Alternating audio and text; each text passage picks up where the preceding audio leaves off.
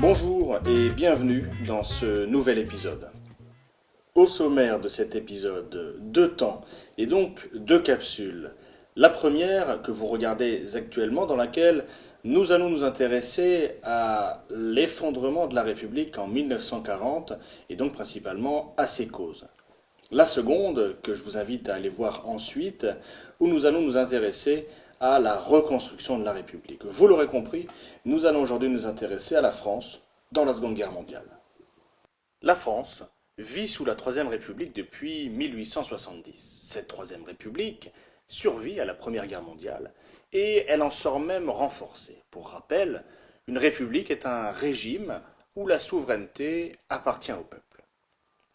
Mais les années 30 sont des années de crise et débouchent sur la Seconde Guerre mondiale.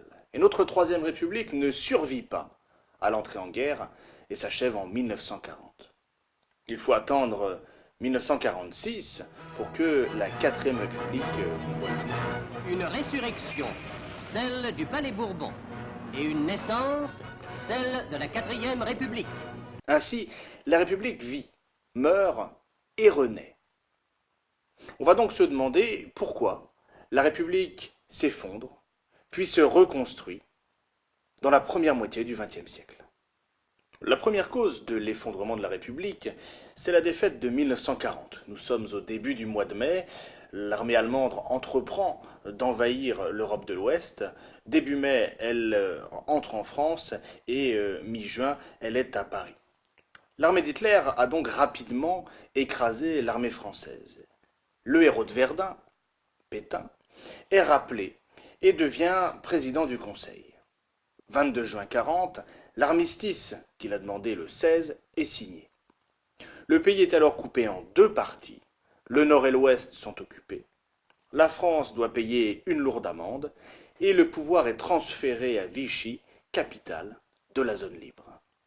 Le 10 juillet 1940, Pétain obtient du Parlement le droit de modifier la Constitution et le 11 juillet, il obtient les pleins pouvoirs. Vous avez donc quelque chose de très rapide puisqu'en 2 mois, la République a quasiment totalement disparu.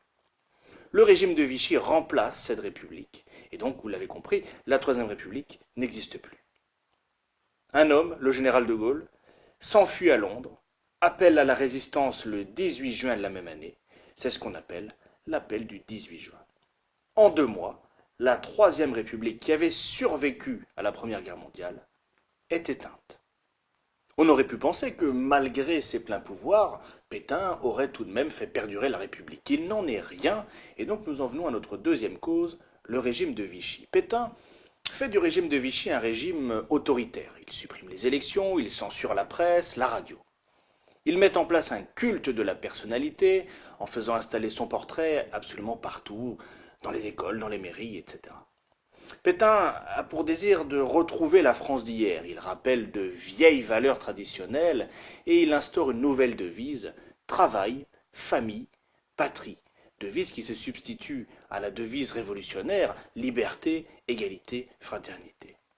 Il défend l'artisanat, le travail de la terre, les valeurs familiales et la religion catholique. Son régime est donc profondément, intrinsèquement anti-républicain. Pendant ce temps, la résistance se met en place afin de faire revenir, dès que possible, la République. Coup de grâce apporté à la République déjà disparue depuis 1940, la collaboration avec l'Allemagne nazie. C'est notre troisième cause. Pétain collabore avec l'Allemagne nazie et prend des positions anti-juives. Dès 1940, il interdit aux juifs certaines professions.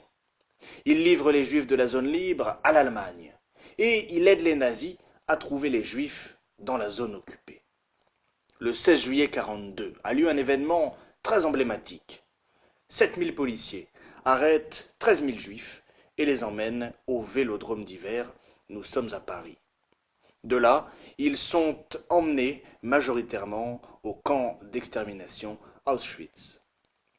La résistance s'organise toujours dans le même temps et en 1943, un homme appelé Jean Moulin crée le Conseil national de la résistance ou CNR. Un espoir républicain renaît alors.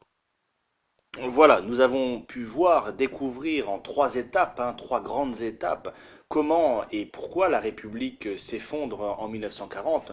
Je vous propose de découvrir dans l'épisode suivant comment la République renaît-elle de ses cendres.